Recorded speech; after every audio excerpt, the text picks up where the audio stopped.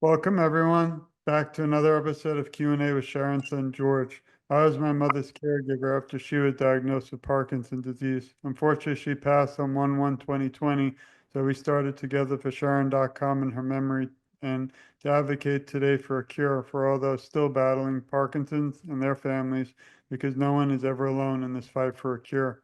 Today's guest is somebody very special and incredibly amazing because he's now just released a movie that's going to show around the world, and that's what we're here today to discuss because I really want everyone to support Chris, and I just wanted to welcome you to the show. Cheers. Hi. Welcome, Chris. Can you tell us a little bit about yourself and all the amazing work that you're doing today? I don't know how amazing it is, but I was a physics teacher for since I left university. So that's like 40 years or more than 40 years, and I've always been a very keen rock climber. In the 80s and 90s, I was like one of the best rock climbers in Britain. But and then I kept rock climbing all through my 50s. I was climbing quite well, and then found out that I couldn't hold on to hold any longer and realized I had Parkinson's. It's funny, I have a very long arms. My arms are 17 centimeters longer than my height. Uh, And since I've had Parkinson's, I'm getting shorter and shorter. So uh, my index is getting bigger and bigger. well, what got you into, advocacy? Because it's one thing to love rock climbing, but to use it to send an incredible message around the world. And also, if you could tell everyone where you're calling in from. Yeah, I'm from calling from Norway. I'm actually British, but I've been living in Norway for 30 years.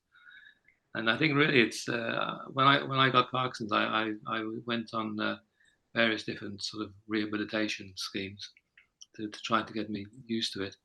And realized that when I was telling people about my climbing, they were amazed by it, and I didn't think it was anything special really, but just trying to do what I've always been doing. And I find that although I can't use a knife and fork anymore, I can still rock climb to a reasonable level. It's one of those things I just seem to be able to do it. I don't really know why. I can't use my left hand for pretty much anything, but it's because it's sort of it's like hooked the end of my fingers sort of like hook onto holes. My hand's so stiff it just acts like a hook. Well, So it's could be seen as an advantage. rock climbing not easy. I mean, I joked with my wife earlier that, we went once at a place with fake, it was fake. It wasn't real, and I couldn't last more than 5 minutes, and I'm in pretty good shape. So I don't Yeah. know. I think it's very admirable and amazing what you're doing, especially, really battling Parkinson's. It's like you're telling the disease to go, shoot off. I don't want to curse, but like, things you're doing are breaking bounds and doing incredible things. I have a little quote I try to read each show, and this one kind of from Oscar Wilde, but be yourself because everyone else is already taken. And I think that's perfect for today because you're really definitely different and inspiring and really amazing. I wanted to kind of share now some of the things you're working on. First, I want to thank you. This is a show to also send thanks to all that you do. We did a little interview together, and this is a beautiful photo of you rock climbing, mountain climbing, and how important the film is, which we're going to touch on. But I wanted to thank you, everyone. If you go to togetherforsharon.com, click interviews, and then you can see a lot more in depth with Chris on his journey, his background. I'm impressed because you're getting the word out around the world. So not just Norway, as you know, Parkinson's reaches the world. So I think it's important that the whole world support you, whether it's Norway, UK, America. We all have to be on this fight together. So I did a lot of research, really enjoyed the articles, and I don't know if you mind, but I wanted to play this clip. I hope we can hear it though, because I tried. Let me see if you can hear this. If not, we'll still keep going. Give me one sec. Well, if you can hear it, we can at least see it. But maybe you could talk us through a little bit about, this whole experience with the movie and about the movie, and where can everybody see it? Well, at the moment it's not on general release. It's going to sort of a tour around some film festivals and sort of cinema events. So I'm doing an event on this weekend at the Kendal Film Festival, which is a big outdoor film festival. and then going to Oslo, where the Parkinson's Association of Norway is hosting an event in a cinema. So it's starting to get seen, but it's not on YouTube or anything yet because it's we can't release it until we've done the festivals and the Yeah. event. This Otherwise, is people don't see it online. This is a sneak peek for everybody out there. I also want to thank the director, Jess James. I've been reading a little on all the individuals who made this possible. When they reached out to you about possibly doing a documentary, how did you feel? I felt pretty honoured. I mean, I think when I was making the film, I was just sort of climbing and chatting, and then he puts together and makes this great film about it. So it's yeah. I think it's beautiful. And, what's it like, doing the exercise and climbing? Do you have to have your medications certain timing, or you ever kind of worried kind of freeze while you're doing this, or what is, Yeah, I often freeze, and then I just have to jump off. A lot of what I do is bouldering, like on this shot here. Mhm. I'm climbing without a rope, but it's just short, so you jump down. The jumping down is a bit difficult because you have to coordinate your legs giving way as you hit the ground, and so I land a bit stiff. It's better if I don't jump off, but if I fall off, I then fall in a heap. But oh, sometimes when I freeze, I just can't move, and then I have to either try to get moving or just jump off. It's I always a mean, good excuse though. When I fall off, my friends say, "Did you freeze?" I go, "Yeah, I froze. I couldn't do it. yeah, I but I froze." hope you're not hurting yourself on the fall now. And Well, also, mm, well, to be honest, I do hurt myself quite a bit. uh-oh. But I asked the doctor, and I said, "Are these small injuries I get all the time from climbing? Is it worth doing this, even though I'm always injuring myself?" He said, "Absolutely. It's much more important to keep doing it and Yeah. keep the Parkinson's at bay rather than worry about muscle pulls and torn ligaments and stuff like that." I think you bring some important awareness. I don't know if you know, but CBS, the news channel in the United States, just did a show yesterday morning. I think it's, yeah, yesterday or 2 days about rock climbing and Parkinson's. And there's a group called Upending Parkinson's. I believe they're in the U.S., but they're also doing this. So it's amazing. Finally, it's the first time when I heard your journey and your beautiful story, and theirs is really important and interesting that 2024 this is coming to light more and getting more media attention. And I think that what have done is just beautiful and cinematic. So congratulations to that also. Yes. Now let me share this also. They are having, I don't know if this is the one you mentioned, but is this the one of the festivals? Is this the one I found where everybody can actually look in more into it and also contact for possibly getting tickets? Is this the one you'll And be this one's happened already. Yeah, this is the at? one that's happened this weekend. That's right. Yeah. Yeah, that's amazing. Well, It's why that's I'm doing a sort of an interview at the end of it, and that's quite difficult when you have Parkinson's yeah, to to stand in front of a lot of people talking to them. right. No, well, I appreciate you coming on with us today. I just, as we talk, I'm going to play this again just because I love it and all you do. And can you recall the time you realized or you were diagnosed with Parkinson's, and how did it change? Did you do this before Parkinson's? Yeah, I've been climbing all my life, so it's sort of like it's that's what enables me to keep going. I think because the thing is with things like climbing, it's the dopamine which makes you do it. When you don't have dopamine anymore, you don't have that sort of kick to keep you at it. So, yeah, climbing is part of my life. Most of my life decisions have been to do with climbing, where we live and where we go on holiday and all these sort of things. So, Uh,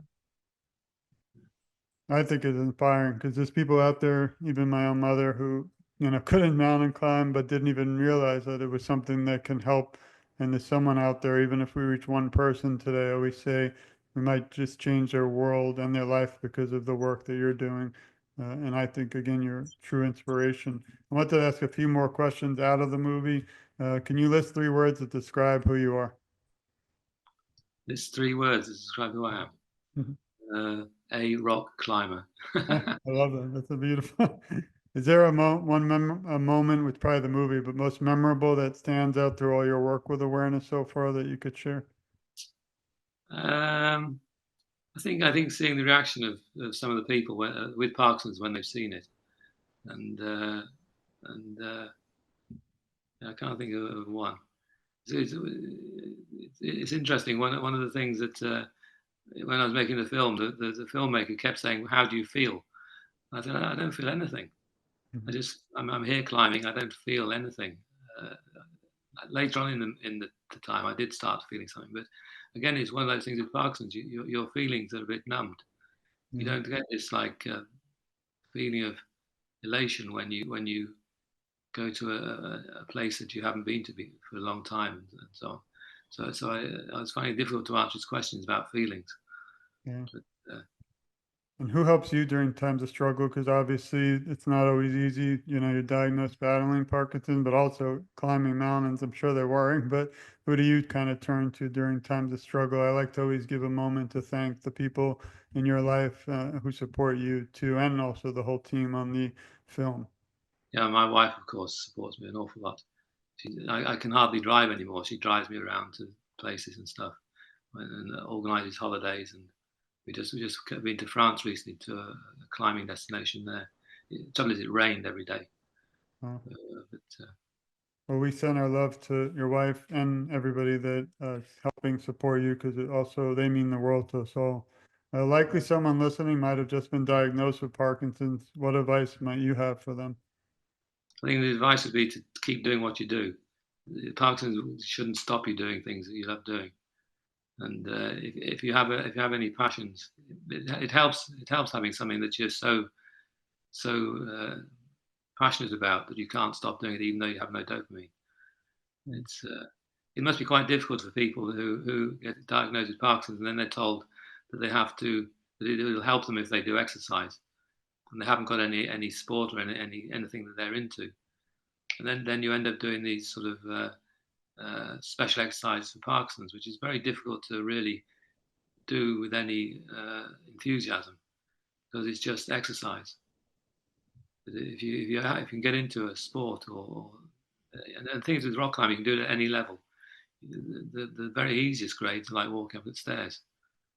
And these climbing gyms these days that are everywhere, they have climbs for everybody. Yeah, it's definitely more available. I even Oh, Yeah, I would even put a fake wall in my backyard, but I told you it can't last more than 3 minutes. It's incredible the differences. And I'm 200 pounds, like 2'6'2", and I guess I don't know if height matters, but I don't think I could last more. You would not only burn me up there at the top, but you probably would be saying, "Wait, wait, wait from me." So I think you get used to it after 50 years. now that the movie is going to films, how can everyone out there support the film? You know, donate to support you. Is there a I think I website? think I think just getting information out there to cinemas and to TV stations and anyone who has any connections. It's very difficult to get it on TV. Right. You have to basically have a connection. Uh, I think we're hoping to get a distributor after one of these festivals. That's one of the reasons for going to them is you get a distributor to distribute the movie, and then Right. they'll maybe take it onto TV. Quite a few people that have seen it have said it should be on television. Oh, yeah. Because otherwise, I, it's difficult to get out there. I agree, and I hope everyone listening too will help share the information. And I think it's going to be important worldwide and also forever, not just something you want to watch once. I believe you can watch it several times and then share it with family and friends because it shows how important awareness is. Here's a fun one for you as we kind of wrap up soon. I know it's late there and you've been working hard. If you were asked to write a script to a movie about your life story, what would you call it, and who would play you in the role? Oh gosh, um, that's a difficult one. What would I call it? Uh, Probably the try park. hard. Try hard. I like it. Or the Uh, well, Parkinson. actually had a name for the one of the names we had when we were thinking of a name for the movie was antifreeze. Oh, Yeah, you only understand it if you have Parkinson's. nice. I know you're probably cold in Norway. I don't know how you do it. And I'd like to visit there one day. My only experience is Game of Thrones, which you're probably tired of, but that was my favorite. They have And who would play your role? Which actor? Ooh. Daniel Craig? Um, I can't think of any actors' names right That's okay. Well, you can always get back to me on that one. Who is your hero and inspiration? now. Well, climbing hero is a guy called Adam Ondra. But in terms of, I suppose, people with Parkinson's, Muhammad Ali, for example, the way he dealt with it, or Billy Connolly. Yeah, he's amazing. I actually reached out to him, but if you know him, tell him we would love to speak to him. But I've Right. actually had the honor to interview two of one of Muhammad Ali's daughters, and it was definitely an incredible experience. And Yeah. I think again, you're a hero to so many. You just don't know it yet. But when this movie goes worldwide, don't forget me. Yeah. Remember. And then just to follow up, doing what you do is not easy. In addition to being diagnosed with Parkinson's, is there something that drives and motivates you that you can share with the viewers? I think that trying to actually beat Parkinson's is quite motivating. I'm not, it's actually I may be even more motivated to climb than I was before because it's this extra challenge. I see it as an extra thing to get over, and also it's a good excuse when you need it. If I'm not climbing so well, I just blame Parkinson's, Yeah. and it's yeah. I mean, those are amazing answers because, again, as someone listening, I hope that just kind of gets inspired instead of kind of just my mother, how she struggled, but it was tough for her to kind of even want to leave the house and getting out there like you and fighting and exercising, all such an incredible journey. And then the last question for today, but I always say this is not over when we shut the mics, the lights, and the cameras. We have to continue to share this and support Chris. If you go to Together for Sharon, you'll see his background journey and how to reach out to him. Please also, when you do see it, if it eventually will be out there, but the Parkinson's Project feature film, it's beautiful, coming around the world soon to you, to a theater near you at home. And if you could leave the Parkinson's community around the world today with some words of encouragement, what would they be? I think just don't give in. I mean, it's a bit. The only problem is, as some people have pointed out, so one person wrote to me, "Keep battling, but you're not going to win." And That's that's the difficult thing. I know that I'm not going to win this fight, but that doesn't mean you don't still fight. It's like if you thought you're going to win every game of tennis you played, then you might as well just give up now. But you got to fight anyway. No, I agree. I mean, I've been even, you might not know, but I lost my mother due to Parkinson's in 2020. She was only 69, but many close the door when their loved one passes, and there's nothing wrong with that. And they kind of say, move on. But I don't believe that is what I was put here to do. I believe that I need to keep fighting in her memory for individuals like you and everyone out there listening, because I don't want anyone to ever feel alone or to have to battle this disease. And I feel together as we've done today, we really can make a difference and reach so many people. Wanted to thank you, Chris, for all you do and your family and all the producers and the film. I'll be following right along and sharing or as much as I can. I have a little message for you and everyone listening today. We love you. We support you. We care a lot about you, and you're never alone. I, along with Chris, but not on the mountain, will advocate for you. Chris will be on the mountain, and together, I feel our voices are so much stronger.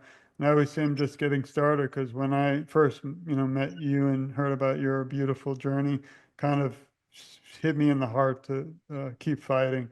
And I'm just so grateful for your friendship, your time, and for all the beautiful things and that are coming in the future. And I really hope everyone listening supports the movie because we're working on a documentary about my mother's life, but I think we need more documentaries like yours because it makes such an important and powerful impact. And hopefully it'll kind of smack a few people to wake up and realize how important it is to advocate and to get this out there to the world. So I consider you family and really so grateful for your time tonight, today, and the past and the future. And thank you again, Chris. And thank you very much for all you're doing as well. I appreciate it. And thank you everyone for listening. This has been another episode of Q&A with Sharon, son George. We have so much more to come. I won't stop until the cure is at all of your doorsteps, including mine. And please, again, follow Chris, his journey. I'll share all the notes and how to reach him and all the tags and the social media. But it's such an inspiration, and I was so excited to be able to meet today. And thank you, Chris. Believe me, I think you're going to be worldwide known. And if I can do anything I can to make that happen, you know, you can count on us fighting right by your side, except again on the mountain because I'll fall. You won't be able, I could picture a movie like you dangling off, holding with one hand and holding me. So maybe that'll be an image we need to put on a t-shirt someday. So, well, I know you have to get back to the film, so thanks for the time. And again, we send our love from the US to Norway and around the world to everyone listening. Thanks again, everyone. Please stay tuned. There's so much more to come. Cheers. Thanks.